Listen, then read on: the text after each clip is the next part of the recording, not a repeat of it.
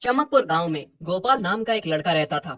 उसकी सौतेली माँ और बाप ने उसे घर से निकाल दिया था। उसकी सौतेली माँ ने सब कुछ अपने और अपने बच्चों के नाम पे कर रखा था और गोपाल को हिस्से के नाम पे 3 गायें दे रखी थी। गोपाल पढ़ा लिखा तो बहुत था, पर नौकरी न मिलने के कारण उसने सोच लिया था कि वो अब उन तीनों गायें की खूब देख रेख करके उनसे जो दूध मिलेगा उसे बेच के अपना कारोबार चलाएगा। अब मैं बिल्कुल अकेला हो गया हूँ। गौ माता, तुम तीनों के अलावा अब कोई भी नहीं है। बस मेरा घर चलाने के लिए तुम तीनों को मेरी मदद करनी होगी। तीनों गायें बहुत ही हट्टी कट्टी और जवान थी और रिश्ते में भी एक दूसरे की बहनें लगती थी। चंपा, चमेली और मैना। मैना सबसे बड़ी और समझदार गाय थी।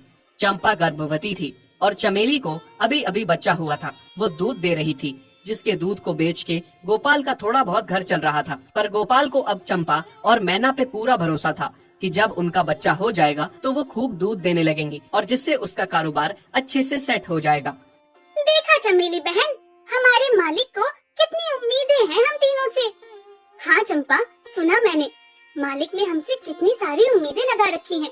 और उम्मीद रखे भी क्यों ना, कितना समय खर्च करते हैं मालिक हम पे और कितनी सेवा करते हैं हमारी, कितना खिलाते पिलाते हैं हमें। और फिर हम मालिक की उम्मीदों पे खरा ना उतरेंगी तो धिक्कार है हमारी जिंदगी पर। सही कह रही हो बहन तुम। चलो हम तो मालिक के लिए कुछ ना कुछ कर ही लेंगे। तुमने बच्चा दे दिया है, दूध भी दे रही हो, मैं भी गर्भवती हूँ। थोड़े दिनों में मैं भी बच्चे को जन्म दे दूंगी, फिर दूध भी देने लगूंगी। लेकिन इस मैना दीदी को देखो, हम दोनों से बड़ी है, एक बार भी बच्चा ना दे पाई आज तक। क्या इसका फर्ज नहीं बनता मालिक के लिए कुछ? ये तो बड़ी है, हमसे ज्यादा इसको मालिक के लिए करना चाहिए था, लेकिन हम छोटी होकर इतना सोच रहे हैं। तुम दोनों ऐसा क्यों कह रही हो? क्या गलत कह रहे हैं हम? सही तो कह रहे हैं।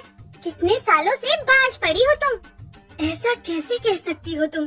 बच्चा देना ना देना मेरे हाथ में थोड़े ना है। मैं भी तो माँ बनना चाहती हूँ ना। मैं भी चाहती हूँ कि दूध दूँ और मालिक को मेरे दूध से कुछ फायदा हो। अरे तुम क्या बच्चा दोगी जो इतने सालों से नहीं दे पाई?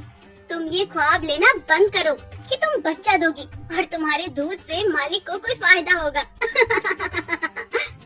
दोनों छोटी बहनें बड़ी बहन मैना की बेबसी का मजाक उड़ाती हैं और उस पे हंसती हैं। इस बात से मैना बहुत दुखी होती है और रोती है कि उसी की बहनें उसको दिलासा देने की बजाय उसे ताने मार रही हैं, उसका मजाक उड़ा रही हैं। फिर एक दिन गोपाल का पड़ोसी उससे कहता है, अरे गोपाल, तुम्हारी 2 गायें तो ठीक है, एक गाय का क्या है? उससे तुम्हें कोई फायदा नहीं है, बेच क्यों नहीं देते उसे? अरे नहीं नहीं भाई साहब, बेचना क्यों उसे? अभी बच्चा नहीं दे रही तो क्या पता कल वो बच्चा दे दे। कोई भी काम जल्दबाजी में नहीं करना चाहिए। अरे नहीं गोपाल, मेरे कहने का ये मतलब था कि तुम्हें अपना कारोबार जल्द खड़ा करने की जरूरत है, क्योंकि तुम्हारे घर वालों ने तुम्हारे साथ जो कुछ भी किया वो बहुत गलत था। अब तुम्हें जो भी करना है अकेले ही करना है।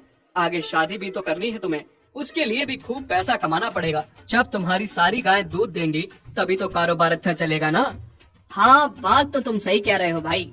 मेरी मानो तो तुम अपनी गायों को क्रॉस करवा के देख लो, शायद उससे बच्चा हो जाए। हाँ, ये सुझाव तुमने सही दिया, मैं कल ही ऐसा कर लेता हूँ। सुना तुमने मैना बहन मालिक की बातों को? कितना परेशान है मालिक तुम्हारी वजह से, पर तुम्हें तो कोई बात कह ही नहीं सकते। झट से बुरा जो मान जाती हो तुम। मैना ये सब सुन के बहुत दुखी होती है, पर करती भी क्या, उसके हाथ में कुछ नहीं था। गोपाल ने मैना को क्रॉस करवा के भी देखा, पर उसका भी कोई फायदा नहीं हुआ। गोपाल, जो सुझाव मैंने तुम्हें दिया था, क्या वो तुमने आजमाया? हाँ भाई, वो भी करके देख लिया, पर उसका भी कोई असर न हुआ। ये गाय किसी काम की नहीं है गोपाल, मेरी मानो तो इसे बेच दो। मैं सोच रहा हूँ एक बार फिर से क्रॉस करवा के देखता हूँ, शायद कोई बात बन जाए। देख लो, पर मुझे नहीं लगता। देखा, इन लोगों को भी पता चल गया, तुम बच्चा नहीं दे सकती, तुम बांझ ही रहोगी।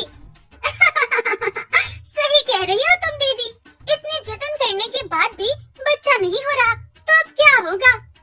गोपाल मैना को एक बार फिर से क्रॉस करवा लेता है।